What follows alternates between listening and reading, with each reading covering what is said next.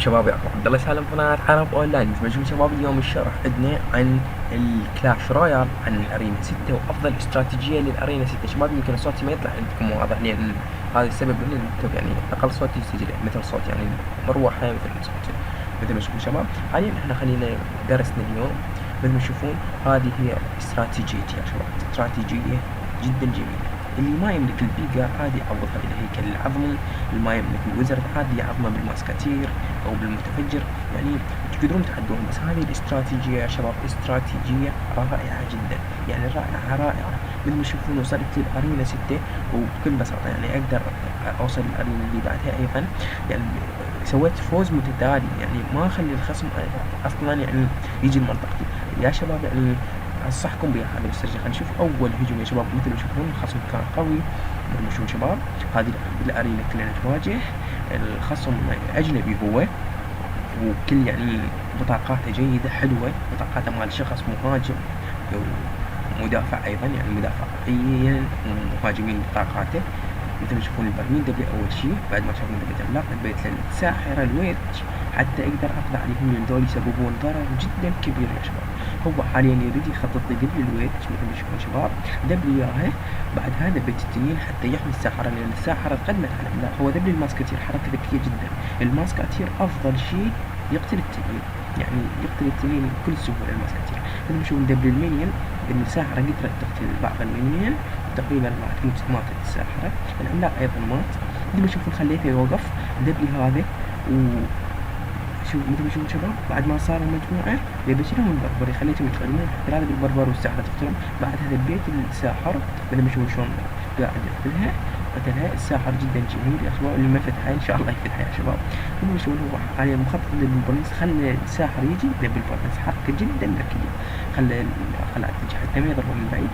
مثل ما شفتوا نزلت له العملاق ونزلت له الاسهم حتى دول جدا مشاغبين يا شباب، ما تعرفون ايش يسوون بالبرج مالتك، يعني ياخذون نجمه يقدرون دول جدا اقوياء، بالاخص انه كان البرج مش ملتهي بالبرنس.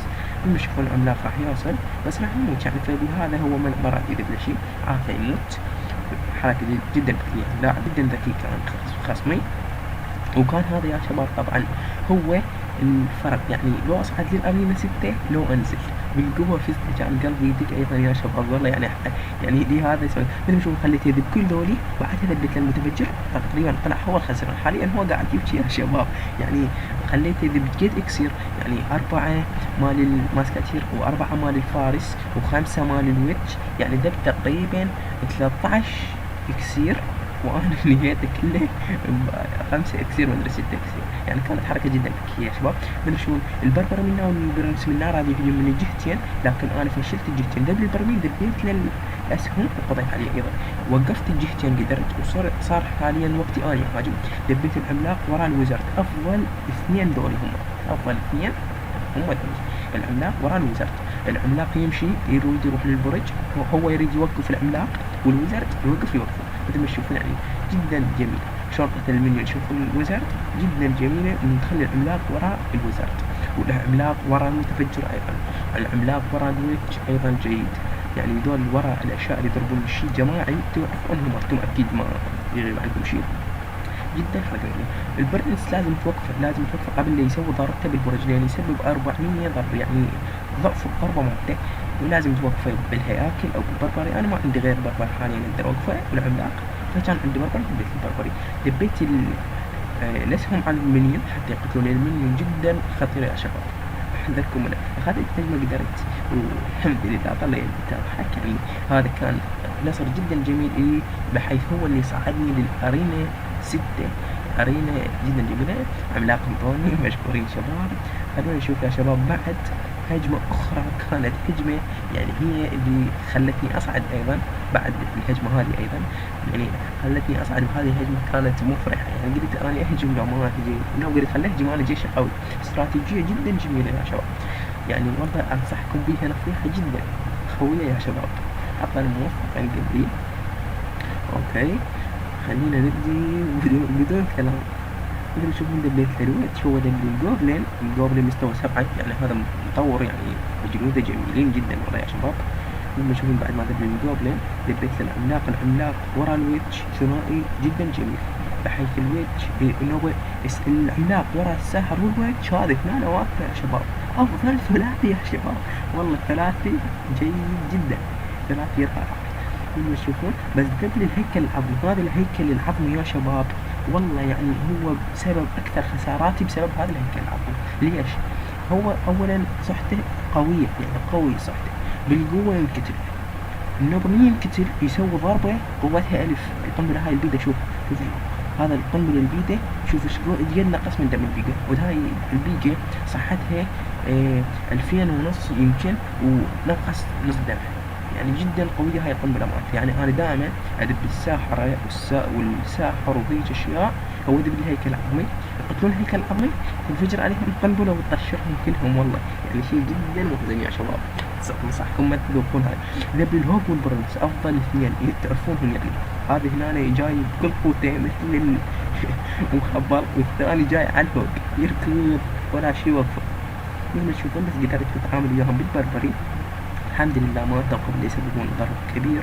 والوجه هنا عندنا يعني رايح هاي للبورج، راح تنقص منه شوية يعني، لكن جيد يعني ضربتين هاي تفيد. يعني والله مرة مباراة أنا وشخص أنا فزت فيها، لكن الشخص ذاك تعرفون قد برج التاج بعد لو يفوز برج التاج واحد بس، يعني يجي واحد يعني أقل طخة يموت، بس أنا فزت.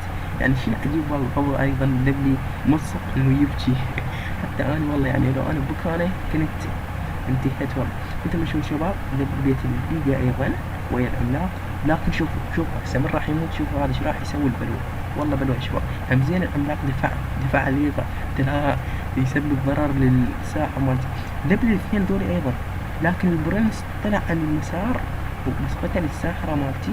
دبيت البربري من هوك مثل ما تشوفون الجهة الثانية أنا أخذت نجمة من عنده، والبرنس قتل الحمد لله. وحاليا الآن المهاجم من جهتين، منا بربري ومنا التنين والوزارد، يعني شعور جميل كان جدا. ودبيت العملاق أيضا حتى أسيطر على الوضع حتى لا يدب لي شيء. ومثل ما تشوفون هذا الهيكل وهذا المصيبة اللي كنت أنا خايف منها. ضربته ضعيفة طبعا الهيكل، بس القنبلة البيضة هاي السبب جدا يضوج. يعني أنا أذب له جنود هواي حتى أموته، وبعد ما يموت ينفجر عليهم، وهنا أنا صراحة حزينة جدا. كانت معركة مثل ما شفتوها صعبة، لكن قدرنا نفوز بهذه الاستراتيجية العظيمة يا شباب. والله استراتيجية أنصحكم تسوونها، يعني استراتيجية تفيد الأرينا 4 و5 و6. مثل ما تشوفون خلونا نشوف الهجمة اللي ثالثة، وهي تقريبا هذه الأخيرة الحلقة اللي راح أشوفكم إياها هذه القناة، يعني بهذه الفيديو اللي نشوفون. هذا كانت هذه يا شباب يعني حاليا نشوفون الهجمة كانت ضد شخص مستوى 7، يعني شخص أقوى مني، عنده مثل ما تشوفون عنده سبير الغضب، يعني سبير التقوية. هذا يا شباب اللون البنفسجي، هذا من الدبة يصيروا لك وحوش. يعني العملاق إذا هو عملاق يصير لك عملاق العملاق، يعني شيء جدا فظيع يا شباب، شيء جدا قوي. مثل ما تشوفون دبة، هم أنا دبيت الأسهم حتى أطلع عليهم قبل لا يجون، ما أريدهم يسببون ضرر برج التاج، يعني أقل ضرر راح يضرنا واجد. هم تشوفون عملاق منا دبيت وراه الوزارد، مهتميت هذا العملاق قلت خليه يجي خليه يسوي لي منه تنظيف، لكن دب لي المنيون دبيت هذا كله وخل انهيها. شو اسوي بعد؟ يعني دبيت المنيون يقطع التنين بكل سهولة. تقريبا ذيك النجمة خذتها اللي صارت جيدة ما أخذت النجمة. أوكي طبعا دبلي التقوية. شوف العملاق، شوف دمه ما ينزل، حتى ما ينزل دمه، شيء يعني جدا قوي يصيرون. شلون صار بالقوة من نزلة التنين بعدها يعني صار خير يا شباب. مثل ما تشوفون شباب حاليا هو اللي متقدم عليه، حاليا هو اللي متقدم عليه من هذا البرج أقل من هذا البرج، وحاليا تقريبا صرنا متعادلين، بس أنا فايزة بالإكسير، عندي إكسير أكثر. مثل ما تشوفون جانا هذا المفجر بالبيجا، طبعا ما يأثر بالبيجا هذا، أنا ضربتين ما تأثر. شوفوا صحة البيجا بعد تقريبا كاملة. ويا البيجا ذبيت الساحرة حتى تقتل المنيون، لأن هذا المنيون جدا خطير. مثل ما تشوفون دبلي 6 منيون ووراها دبلي 9 منيون، قضوا على البيجا بكل سهولة، لأن دول المنيون يعني هم 6 منيون وخطيرين، يدبلي 9 منيون أنا الخطر الأكبر. والله يا شباب أنا خطر هذا.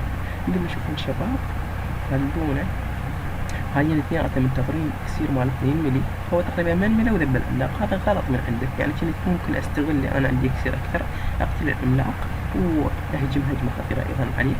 ونشوفون ذبلي هذه التقوية تقريبا خذ النجمة، هو هذا هو اخذها بس عادي، اني حاليا فايزة. انا من هذه البرج ذاك ما ظليت اهجم عليه. ليش؟ لان انا عندي هذه الروكت تقدر بضربة واحدة تاخذ منه النجمة وتفلشه، فدعفته. قلت بالنهاية هذا اسوي لي مفاجأة. حاليا قلت خل التهي بهذا البرج، انقص منه قد ما اقدر. مثل ما تشوفون شباب حاليا دبيت البيكة، اوكي، وهنا دبيت الاسهم، صدتهم كلهم صيدة من هاي الزينة، صدتهم صيدة درجة أولى يا شباب. والله طشرتهم وطشر، يعني شنو كان شعوره. هو غلط يدب هواي نواعم، يعني أشياء ينقتلون بالاسم غلط يدب هواي. دب لك كم شيء. شوفوا 9 مليون، شوف ايش راح يسوي. شوف أنا أخذت النجمة من هاي حتى شوية أحسنها قبل لا يفوت الوقت. الروكت شوية تتأخر بين ما توصل يا شباب. دبيت للتنين. هو المني هذا شوفوا ايش قد مني، شوفوا ايش قد مني دب التقوية. فاهم شوف ايش صارت. والله أنا بهذه الشعور كنت أقول يمكن راح أخسر. دب لهم سحر التقوية يصيرون مين جوال. شوف دب المنيون أيضا، لكن الساحر هم زين ما راح انتظرهم وباع السحر بعد من السحر قد بقى جيد شباب. مثل ما تشوفون دبيت للعملاق. هو دب كل شي نواعم على العملاق، راح بكل سهولة أكيد. يعني دول النواعم وين العملاق يفيدون جدا، لأن العملاق ما يسوي لهم شي قادرين عليه. مثل ما تشوفون بيجا مع الساحرة، الساحرة تقتلهم والبيجا لما ما شاء الله ان شاء الله لو يكون دم البيجا وضربة البيجا للهوك، عشان هسه الكل ماخذ الهوك ماكو واحد من هناك. بدهم يشوفون ذبحهم سحر التقوى، بس وين ذبه؟ وين ذبه لجنودي؟ ذبه للجنود مالتي. مثل ما شفت صرت حاليا انا المهاجم، لازم هو يدافع عن نفسه حاليا يا شباب. مثل ما تشوفون ذبت للوزرد وراه، وهذا المنيون راح يطلع على العملاق كله شباب. مثل ما تشوفون الوقت ايضا يعني راح ينتهي وما حد من الطرفين فايز.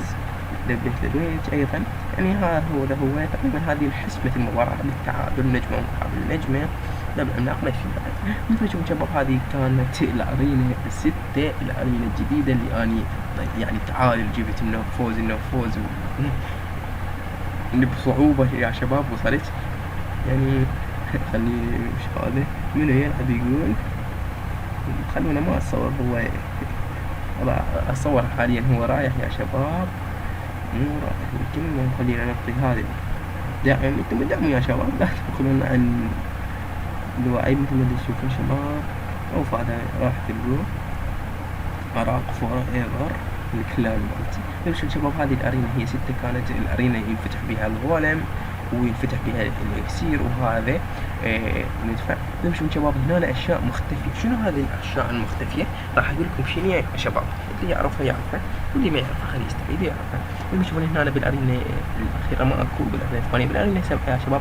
هنا هو امير الظلام، هنا موجود امير الظلام، وهنا موجود هذا ابو الاسهم، يعني اللي يشمر من بعيد اسمه برنس، يعني شلون اسمه، يعني هو الامير يرمي من بعيد اسهم.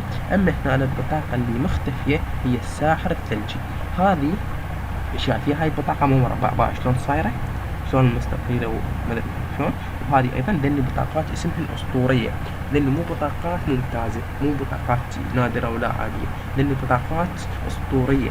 يعني ذني يا شباب بس بطاقتين اكو اسطورية. هذه يا شباب كانت يعني الاستراتيجية مالتي، انصحكم تسووها جدا جميلة مثل ما شفتوها. يعني على الهيكل العظمي دافعت جدا، دافعت وبالهجوم جدا قوية وتسيطر عليها من كل الجهات. المينيون اللي هو خطير جدا قدرت اسيطر عليه، البارميل قدرت اسيطر عليه، الساحرة الويت يعني قدرت يعني اصد جميع الهجمات علي. العملاق ايضا صديته. فانصحكم تسووها يا شباب، وانا اكيد ما اجيب لكم الا اللي افضل، اللي اشوفه الافضل يا شباب. اللي يريد يستعملها يستعملها، واللي مو يريد ما يستعملها ان شاء الله يلقى استراتيجية افضل يا شباب. واللي عنده استراتيجية افضل ينزلها بالتعليق يا شباب. هذه كانت الحلقة يا شباب، كان معكم عبد الله سالم من قناة عرب اونلاين. شباب لا تنسون لايك او ديسلايك اذا ما عجبكم الفيديو، ولا تنسى الاشتراك بالقناة. اشترك بالقناة حتى يوصل لك الجديد، وشكرا.